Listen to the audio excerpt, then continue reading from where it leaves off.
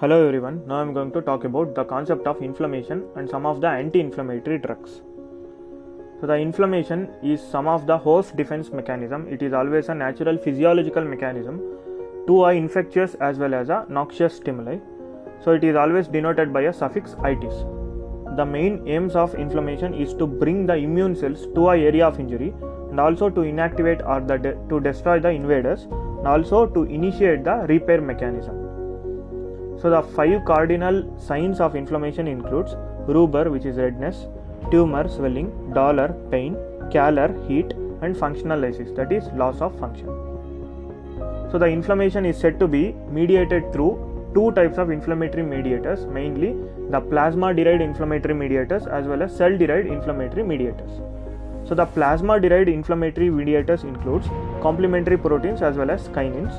So these causes platelet aggregation and also increases the vascular permeability and also improves the blood flow to an area of injury.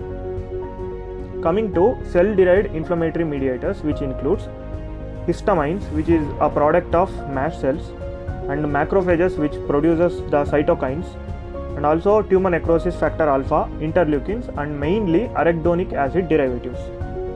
These causes vasodilation as well as repair mechanism. So coming to a concept of nuclear factor kappa B.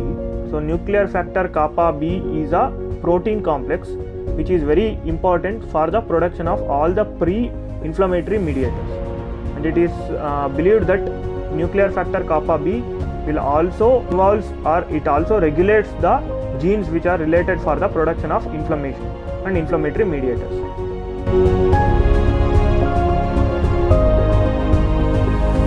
Coming to anti-inflammatory drugs, acts by the arachidonic acid derivative pathway. So there will be a lipid autocoid. Whenever there is an injury, the phospholipid converts into arachidonic acid by the phospholipase A2, and this arachidonic acid will break down into COX pathway as well as LOX pathway. COX is cyclooxygenase and LOX is lipoxygenase. So cyclooxygenase again break down into COX1, COX2, and also it produces the prostaglandins, and lipoxygenase will produce the leukotrienes.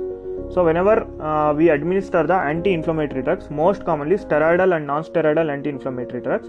So the steroidal drugs will block the phospholipase A2 action, and also NSAIDs, that is non-steroidal anti-inflammatory drugs, will block the COX pathway, that is cyclooxygenase type 1 and type 2 pathway.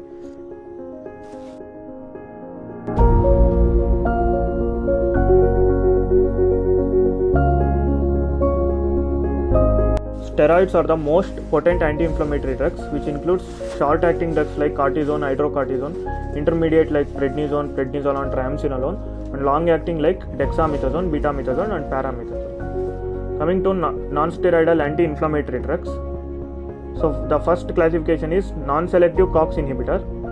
The most common side effects includes the peptic ulcer disease. So the drugs includes aspirin, paracetamol, ibuprofen, diclofenac, indomethacin, mefenamic acid derivative.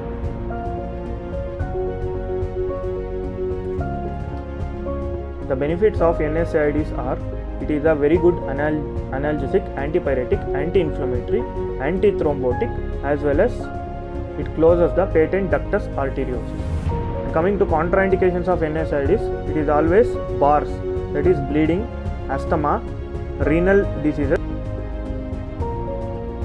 The next group of drugs are selective COX-2 inhibitors, which includes all the COXIP sort of drugs. So very importantly, whenever we administer NSAID, preferably COX-1 inhibitors, it is always preferred to be given along with the proton pump inhibitors like omeprazole, pantoprazole, all those drugs which reduces the peptic ulcer disease.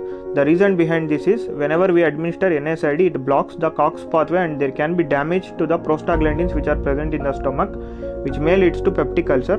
Hence, proton pump inhibitors always be given along with the NSAID drugs.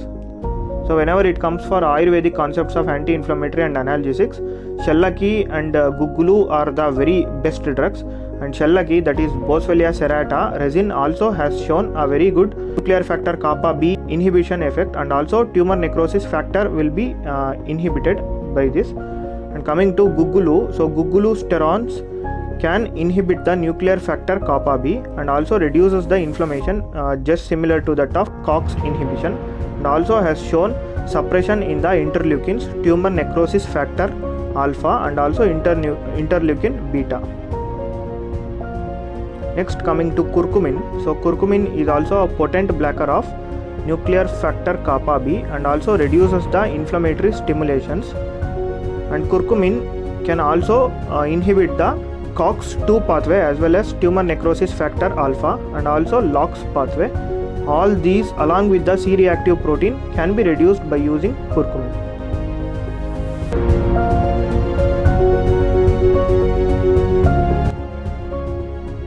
So ashwagandha also can inhibit the inflammatory cytokines and also interleukins and also can reduce the tumor necrosis factor alpha.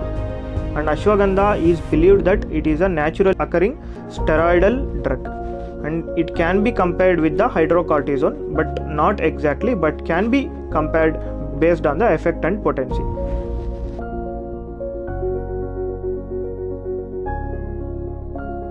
Thanks for watching.